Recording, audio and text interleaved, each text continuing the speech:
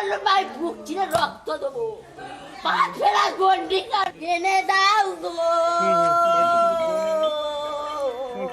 যে ছবি দেখিয়ে সন্ধ্যে 6টার জেলা থেকে সরাসরি শুরু করলাম আমি, এই ছবি নরেন্দ্রপুরের নিখোঁজ পড়ুয়া দেহ উদ্ধার, আর সেই দেহ উদ্ধার হয়েছে অপ্রতিমের বাড়ির পরিবারের এই কান্না, যেখানে রীতিমতো উত্তেজনা সৃষ্টি হয়। নিখোঁজ পড়ুয়া দেহ উদ্ধারে নরেন্দ্রপুরে উত্তেজনা, পুলিশকে ঘিরে বিক্ষোভ এলাকাবাসীর। 1 ফেব্রুয়ারি থেকে নিখোঁজ ইঞ্জিনিয়ারিং পড়ুয়া, আজ সকালে পুকুর থেকে দেহ উদ্ধার হয়, আর পুলিশের বিরুদ্ধে গাফিলতির অভিযোগ।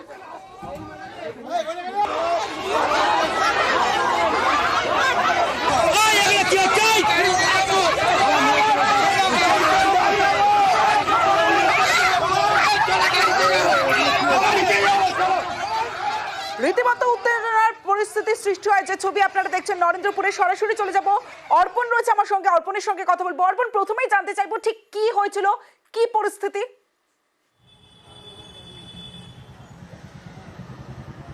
একদম দেখো, অপ্রতিম দাস তিনি ইঞ্জিনিয়ারিংয়ের ছাত্র এবং মামার বাড়ি তার বিয়ে বাড়ির অনুষ্ঠান ছিল, সেই অনুষ্ঠানে সে আসে এবং সেই দিন রাত থেকেই তার নিখোঁজ হয়ে যান তিনি।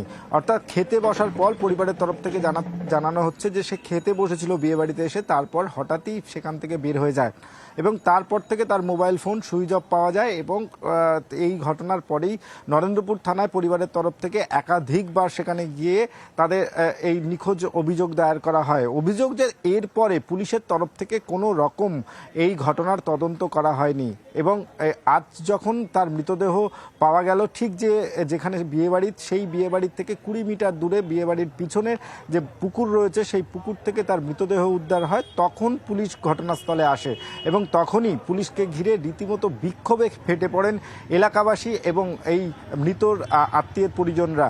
তাদের অভিযোগ যে পুলিশ যদি সক্রিয় হতো তাহলে হয়তো তার জীবিত অবস্থায় তাকে উদ্ধার করা যেত। পুলিশের ভূমিকা নিয়ে রীতিমতো ক্ষোভ উগরে দেন।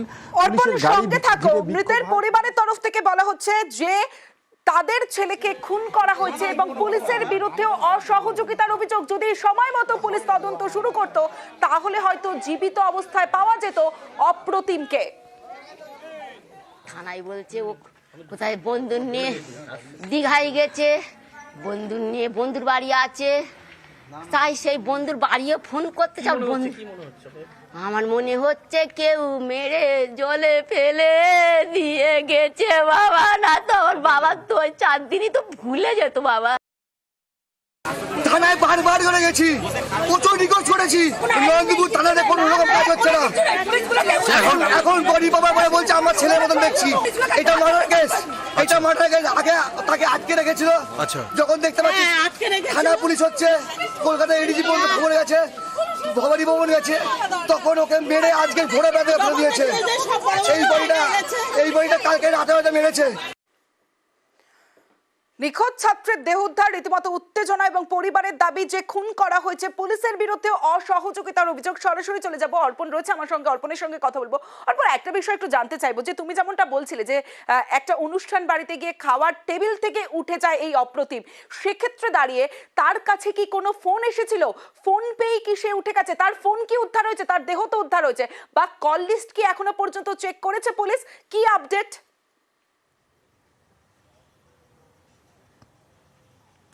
দেখো, ইতিমধ্যেই পুলিশের সঙ্গে আমরা কথা বলেছি এবং পুলিশের পক্ষ থেকে জানানো হয়েছে তার পকেট থেকেই তার মোবাইল ফোনটি উদ্ধার হয়েছে। তবে জলে পড়ে যাওয়ার জন্য মোবাইল ফোন সুইচ অফ রয়েছে। তার নম্বর ইতিমধ্যেই ট্র্যাকিংয়ে পাঠানো হয়েছে, লাস্ট ফোন কার সঙ্গে হয়েছিল এবং 1 ঘন্টার ঘটনা, তার মোবাইল সুইচ অফ হওয়ার 1 ঘন্টার মধ্যে কার সঙ্গে কথা হয়েছে তার লিস্ট ইতিমধ্যেই পুলিশ সংগ্রহের জন্য কাজ শুরু করেছে। এবং এই ঘটনার পর থেকেই পুলিশের পক্ষ থেকে যেটা জানানো হচ্ছে যে নিখোঁজ অভিযোগ দায়েরের পর থেকেই তার বন্ধু বান্ধবকে তারা জিজ্ঞাসাবাদ করেছেন এবং এলাকার সিসিটিভি ফুটেজ খতিয়ে দেখা হয়েছে।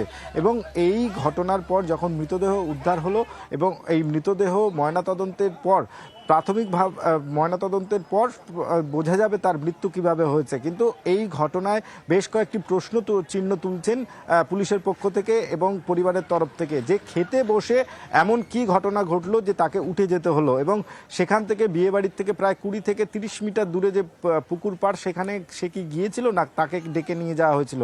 পরিবারের তরফ থেকে যেটা অভিযোগ করা হচ্ছে যে পরিকল্পনা করে তাকে খুন করা হয়েছে। এই খুনের পিছনে কারা? পরিবারের তরফ থেকে যেটা জানানো হচ্ছে তার কোনো শত্রু ছিল না, অর্থাৎ কলেজ লাইফে সে পড়াশোনা করছিল, তার বন্ধুবান্ধবরাও সে এখানে এসেছিলেন, তাদের যেটা বক্তব্য যে তার কোনো শত্রুতা ছিল না এবং এই ঘটনায় কারা ঘটিয়েছে এটা দুর্ঘটনা না এই মৃত্যুর পিছনে অন্য কোনো কারণ রয়েছে তা অনেকটাই সহজ হবে। এই ময়নাতদন্তের রিপোর্ট আসার পর তদন্তের অগ্রগতি ঘটবে। তবে পুলিশের তরফ থেকে তার বন্ধুবান্ধব এবং ওই সময় যে টেবিলে সে খেতে বসেছিল তাদের ইতিমধ্যেই খোঁজ চালাচ্ছে এবং তাদেরকেও জিজ্ঞাসাবাদ করে এই ঘটনার তদন্ত চালিয়ে যাচ্ছে নরেন্দ্রপুর থানার পুলিশ। তমশ্রী। বেশ অর্পণ। ও বাবা, তুমি কি দেখার জন্য আমাকে বসিয়ে রেখেছো বাবা? তুমি আমার মৃত্যু দাও বাবা। আমার বাবার 15,000 টাকার বই, 17,000 টাকার বই এনেছে আমার বাবা, গেটের প্রিপারেশন করবে গো। আমার বাবা কেঁদে কেঁদে উঠে চলে গেল গো। মা মা মা তোমার কাছে বললো ভাই বুক চিরে রক্ত দেবো, পা ফেরা গন্ডি এনে দাও গো। বলছে দেখুন কোন ছেলেটা মেয়ের সাথে প্রেম করেছে, তার সঙ্গে পালিয়ে গেছে, কি বিয়ে করেছে দেখুন এই করুন, আর বলছে ওরা হাসাহাসি করছে, করে কিছুই নিচ্ছে না, ওর মাকে বলে পুরো হ্যারাসমেন্ট করছে। যদিও বাই চান্স কিছু হয় তাহলে পুলিশ যদি আজকে স্টেপ নিত তাহলে তো আজকে জীবনটা এত ভিড়ে কিছুতেই কোনো রিপোর্টই নিচ্ছে না। পুলিশ কোনো মতে কোনো কাজ করছে না, মানে দেশের মানে ওরা যে আইন রক্ষক, কোনো রক্ষকের কোনো এই ভূমিকাই নেই ওদের। একটা অনুষ্ঠানের ক্ষেত্রে এসে যখন তার এই বিপদ হলো, তার বাড়ির লোক যখন অভিযোগ জানালো কেন করলো না? এটাই তো আমরা চাইছিলাম যে তার শাস্তি হোক, যে এরকম করেছে তার শাস্তি হোক, আমরা চাই সবসময় এরকম যেন আর কোনো মায়ের যেন কোল শূন্য না হয়। এটা কেউ ঠেলে ফেলে দিতে পারে বা কেউ পরে খুন করে ফেলে দিতে পারে, এরকম দুরকম কিছু হতে পারে। এখন সাঁতার জানতো কি? সাঁতার তো জানতো না, মোবাইল তো ওর পকেটেই ছিল। যদি সাথে সাথে ও ট্র্যাক করতো মোবাইলটা যে এখানেই আছে বা এই জায়গাটায়, তাহলে আমরা খুঁজতাম বা আরো এই করতাম। গাফিলতি তো কিছুটা আছে, আর আমরা পূর্ণ তদন্ত অবশ্যই চাই।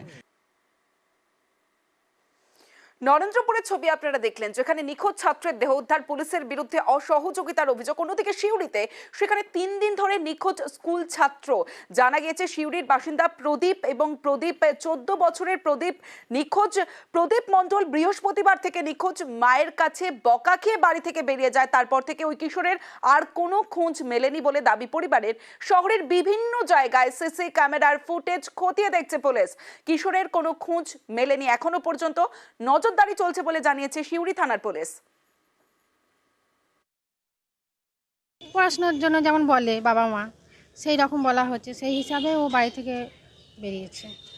এবার তারপরে যখন আমরা খোঁজাখুঁজি করছি সব জায়গায়, কিন্তু পাচ্ছি না। সব জায়গায় আত্মীয় স্বজন, বন্ধু বান্ধব আমরা যেখানে আছে, ওর স্কুলে টোটো কাকুর সঙ্গে যায়, তাদের সাথে মাস্টারদের সাথে সবার সাথেই যোগাযোগ করছি, কিন্তু এখনও কিন্তু কোনো খোঁজ পাইনি। আমরা মিসিং ডায়েরি করেছি, বড়বাবু লোক পাঠিয়েও লিখিত নিয়ে সব কিছু দিয়েছে। এবার মালবাজারের দিকে নজর রাখবো, কারণ নিজের এলাকাতেই উদ্ধার তৃণমূল শ্রমিক নেতার দেহ। আর দেহ উদ্ধারকে রীতিমতো উত্তেজনা মালবাজারে। জাতীয় সড়ক অবরোধ করে বিক্ষোভ দেখান।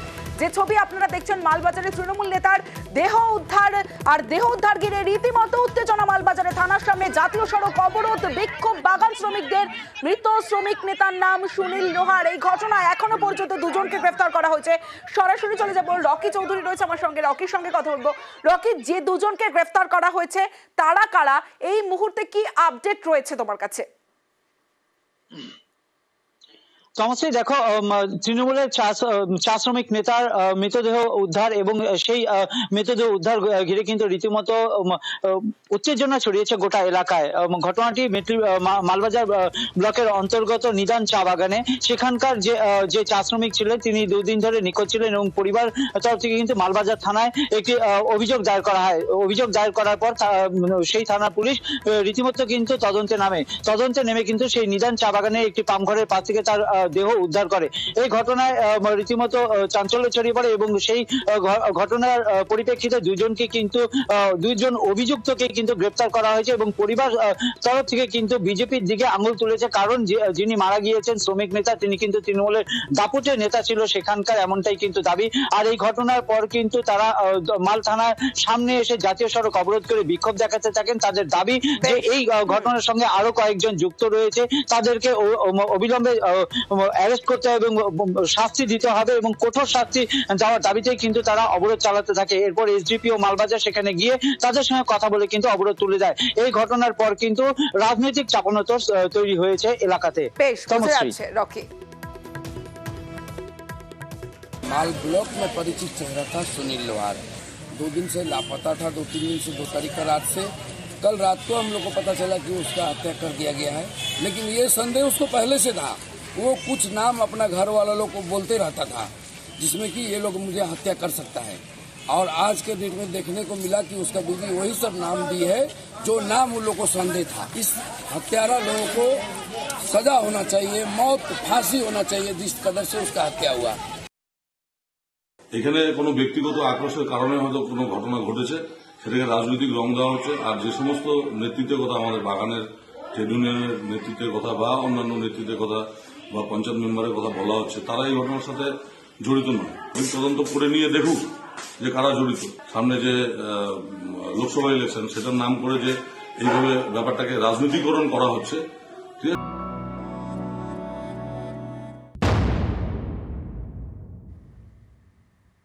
সামনেই লোকসভা নির্বাচন, আর ভোটের রাজনীতিতে একটা বড় ফ্যাক্টর আদিবাসীরা। সরকারি খাতায় যারা এসটি, এই আদিবাসীদের মন জয়ে সব রাজনৈতিক দলই মরিয়া।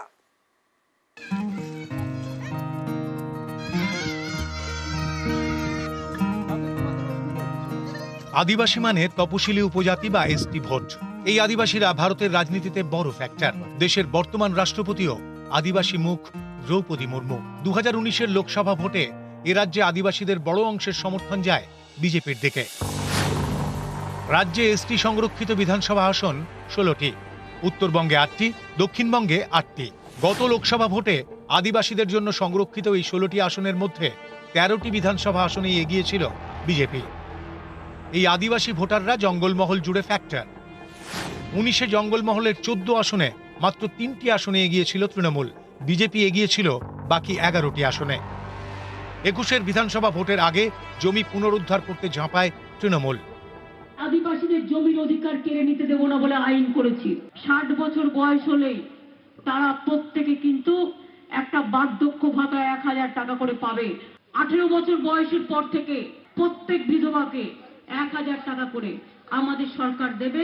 আমরা বেশি করে আরো সাঁওতালি স্কুল তৈরি করছি। আদিবাসীদের মন পেতে বিজেপিও কোমর বেঁধে ময়দানে নামে।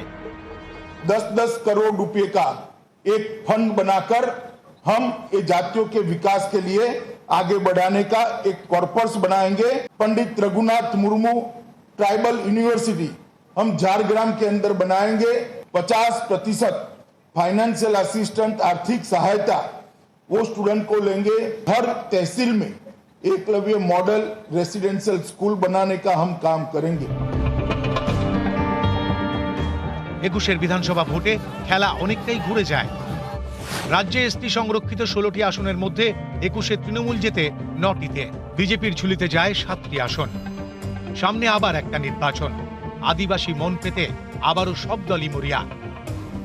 নিউজ 18 বাংলা।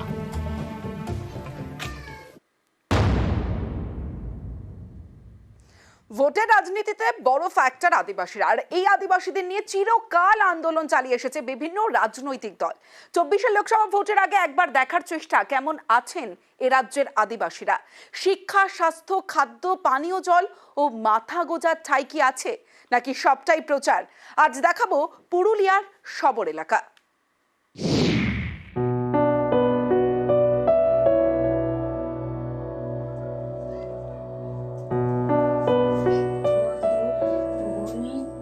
আদিবাসী মানেই সমাজের মূল স্রোত থেকে যেন অনেক দূরে, এমনই ধারণা ছিল অনেকের। আদিবাসীদের উন্নতির দাবিতে বিভিন্ন রাজনৈতিক দল আন্দোলন করেছে। সরকার আদিবাসীদের উন্নতির জন্য নানা প্রকল্পও নিয়েছে। অনেক আদিবাসী ঘুরে দাঁড়িয়েছে। বিভিন্ন আদিবাসী সম্প্রদায়ের উন্নতি হয়েছে, যেমন পুরুলিয়ার শবর। 1992 সাল থেকে এদেরকে দেখে এসেছি যে এদের এই একেবারে ঝুপড়ি ঘর ছিল। চোর ডাকাত বলে এরাকে সকলেই ওই পুলিশ যখন তখন এসে ধরে নিয়ে চলে যেত। সবারদের খুবই ডেভেলপমেন্ট হয়ে চলেছে। নিজেদের মনোভাবেরই এসেছে যে না আমরাও কিছু করব। পুরুলিয়ার 8টি ব্লকে থাকেন শবররা। বান্দোয়ান, পুঞ্চা, বড়াবাজার, মানবাজার 1, মানবাজার 2, হুরা, বলরামপুর এবং পুরুলিয়া 1। এই 8টি ব্লকে প্রায় 12,552 জন শবর থাকেন। জঙ্গলে বসবাস, অনুর্বর জমিতে চাষ করা যায় না। একসময় জঙ্গলের পশু পাখি শিকার করেই দিন কাটত। ধীরে ধীরে পশু পাখির সংখ্যা কমায়, শিকারে টান পড়ে। তখন অন্য পথ ধরেন শবররা। চুরি, ছিনতাই সহ নানা ধরনের অপরাধে জড়িয়ে পড়েন। 1871 সালে শবরদের ক্রিমিনাল ট্রাইবাল হিসেবে ঘোষণা করে ব্রিটিশ সরকার। ক্রিমিনাল ট্রাইবাল অর্থাৎ অপরাধী আদিবাসী। স্বাধীনতার পর তাদের সমাজের মূল স্রোতে ফেরাতে উদ্যোগী হয় ভারত সরকার। ব্রিটিশ সরকারের দেওয়া তকমা তুলে নেওয়া হয়। সরকারি উদ্যোগে নানা প্রকল্প চালু হয়। পুরুলিয়ার শবর সম্প্রদায়ের ছেলেমেয়েরা এখন রোজ স্কুলে যায়। শিক্ষার হাত ধরে অনেকটাই বদলে গিয়েছে তাদের জীবন।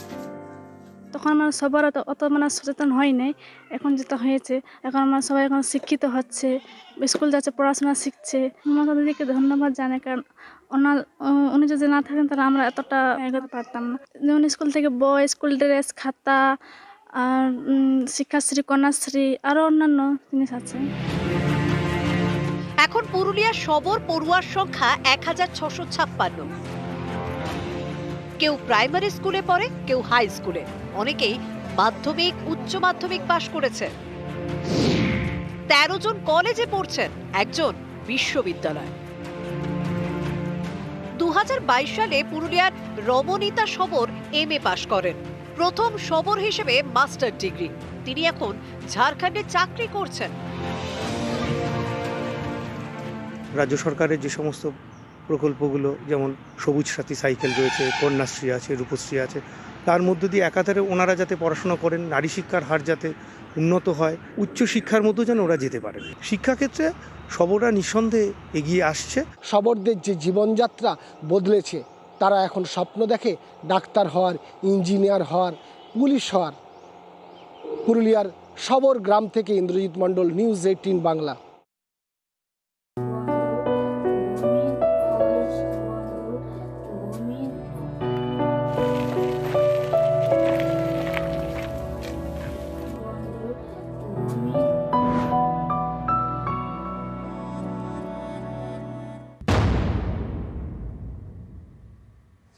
পশ্চিম মেদিনীপুরের ঘাটালের কিশোর চকের একটা খবর দেখাবো এবার আপনাদের। প্রাক্তন স্ত্রীর বিয়ে আর দলবল নিয়ে বিয়ে বাড়িতে তাণ্ডব প্রাক্তন স্বামীর, আর শেষমেশ পুলিশি নিরাপত্তায় হলো বিয়ে।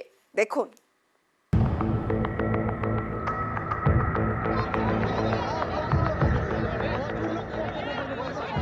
শনিবার সন্ধে, তখন বিয়ের অনুষ্ঠান শুরু হতে কিছুটা বাকি। এমন সময় বিয়ে বাড়িতে ঢুকে তাণ্ডব। দলবল নিয়ে প্রাক্তন স্ত্রীর বিয়ে আটকানোর চেষ্টা প্রাক্তন স্বামীর। এই ঘটনায় হতবাক অতিথিরা। এই ঘটনা পশ্চিম মেদিনীপুরের ঘাটালের কিশোর চক গ্রামের। কিশোর চকের তরুণীর সঙ্গে প্রেমের সম্পর্ক ছিল ঘাটালের বিশ্বজিৎ দলুইয়ের। 3 বছর আগে বিয়ে হয়। অভিযোগ, বিয়ের পর থেকেই শুরু হয় অত্যাচার। বিয়ে বেশি দিন টেকেনি। তরুণীর মা বাবা নেই, শ্বশুরবাড়ি ছেড়ে ওঠেন কাকার বাড়িতে। এর বেশ কিছুদিন পরে দেখাশোনা করে বিয়ে ঠিক হয়। শনিবার ছিল বিয়ের অনুষ্ঠান। সন্ধেবেলায় অতিথিদের ভিড়। এমন সময় দলবল নিয়ে বিয়ে বাড়িতে ঢুকে পড়েন তরুণীর প্রাক্তন স্বামী বিশ্বজিৎ। বিয়ে আটকাতে শুরু হয় তাণ্ডব। অভিযোগ, সকলেই মত্ত অবস্থায় ছিলেন। পুলিশ গিয়ে পরিস্থিতি সামলায়। বাসা করে বিয়ে করে ওই ছেলের বাড়িতে। ছেলেটার নাম বিশ্বজিৎ, তো হ্যাঁ বিশ্বজিৎ দলুই। ঝগড়া গন্ডগোল হয়, মীমাংসা হয়। শেষে একবার এমন হলো, তোমরা আমাকে নিয়ে যাও, মেরে ফেলছে। যে দেখলাম গলায় রক্ত, আমি ওকে নিয়ে পালিয়েছি। বলছে এই তোকে আর লুবনি। এদের তো একটা বিয়ে বাড়ি চলছে, তোরা এখানে এসে ঝামেলা করলি কেন? আমরা কিছুই ঝামেলা করি, রাস্তায় দাঁড়িয়েছিলাম, খালি আমাকে একটা লোক জিজ্ঞাসা করলো যে তোর বাড়ি কোথায়। আমি এরকম বললাম যে আমার বাড়ি এখানে। বলছি তুই কোথায়, ধর। গাড়ির চাবি গাড়ি নিল, টেনে নিয়ে চলে এলো। শেষমেশ পুলিশি নিরাপত্তায় বিয়ে হয়। ঘাটাল থেকে সুকান্ত চক্রবর্তী, নিউজ 18 বাংলা।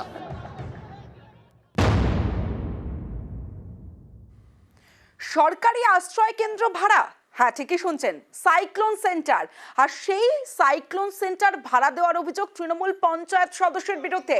মিনাখার চাঁপালি গ্রাম পঞ্চায়েতের ফুলবাড়ি এলাকা, আর এখানেই রয়েছে একটি ঘূর্ণিঝড় আশ্রয় কেন্দ্র সাইক্লোন সেন্টার, সরকারি সম্পত্তি। তা সত্ত্বেও এই সাইক্লোন সেন্টারটি ভাড়া দেওয়া হয়েছে বলে অভিযোগ। এ নিয়ে বিক্ষোভ গ্রামবাসীদের। তাদের নিশানায় তৃণমূলের পঞ্চায়েত সদস্য। তিনি অভিযোগ অস্বীকার করেছেন, এলাকায় কোনো বিপর্যয় ঘটলে এলাকার মানুষেরা এই বহুমুখী ঘূর্ণিঝড় আশ্রয় কেন্দ্রে গিয়ে আশ্রয় নেন, কিন্তু টাকার বিনিময়ে চাপালি গ্রাম পঞ্চায়েতের পঞ্চায়েত সদস্য সম্পত্তি পিএইচই জলের পাইপলাইনের কাজ করার জন্য এই বহুমুখী ঘূর্ণিঝড় আশ্রয় কেন্দ্রটি টাকার বিনিময়ে ভাড়া দিয়েছে। আর সেই সেন্টারেই প্রায় 20 জন শ্রমিক রয়েছে। এই আশ্রয় কেন্দ্রের ভিতরে থাকা লাইট ফ্যান খুলে ফেলা হয়েছে, আশ্রয় কেন্দ্রের প্রধান গেট ভেঙে ফেলা হয়েছে, এমনটাই অভিযোগ এলাকার বাসিন্দাদের। এখানে আমাদের আইলা বিল্ডিং, এটা অনলি জনসাধারণের জন্য। এখানে কোনো রকম বন্যা ত্রাণ হলে আমরা সেখানে থাকি, কিন্তু এখানকার যে সেবায়িত, সেই সেবায়িত গোপনে জায়গা জমিন বিক্রি করে, জায়গা জমিন লিজে দেয়, জায়গা জমিন ভাড়ায় দেয় গোপনে। ইনি যে রাজনৈতিক দল ক্ষমতায় থাকে সেই রাজনৈতিক দলের আন্ডারে কাজ করে। এখানকার ফ্যান লাইট মাইট সমস্ত কিছু চুরি করে নিয়ে উনি খুলে নিয়ে বাড়িতে রেখেছে। এখানকার গেট ভেঙেছে, সমস্ত কিছু যা যাবতীয় কিছু দেখতে পাচ্ছেন সমস্ত জন্য ইনি দায়ী। না, ভাড়া দেওয়া হয়নি। বিষয়টা হয়েছে কি, মানুষ তো ওখানে কাজ করতে এসে সরকারি দপ্তরের মানুষ, ওদের থাকার ব্যবস্থা নিয়েছে ওখানে। ওরা কোনো ক্ষয়ক্ষতি করবে না, যদি ক্ষয়ক্ষতি করে সেটা আমরা দেখে টেকে নেবো, এই আলোচনা করে ওরা আছে। কোনো ভাড়াটা কোনো প্রশ্নই আসে না জায়গাটা, মানে কোনো ভাড়া দেওয়া হয়নি বলছে? না না, ভাড়াটা দেওয়া হয়নি।